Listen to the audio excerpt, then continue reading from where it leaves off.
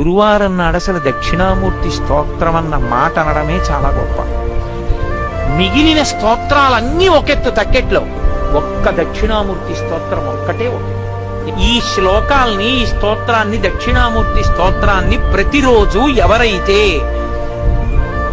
ఈ స్తోత్రాన్ని చదువుకుంటున్నారో, చదవడం చేత కాని వాళ్ళు, చదువుకోవడం వచ్చిన వాళ్ళు చదివితే వింటున్నారో, విని ధ్యానం చేయగలుగుతున్నారో, ధ్యానం చెయ్యలేకపోతే కనీసం పఠిస్తున్నారో, వింటున్నారో, ఇలాంటి వాళ్ళందరికీ కూడా సర్వాత్మత్వమితి స్ఫుటీకృతమిదం, ఆత్మ అనుభవంలోకి రావడమే కాదు, దానితో పాటుగా సమస్త సిద్ధులు కూడా కలుగుతాయి.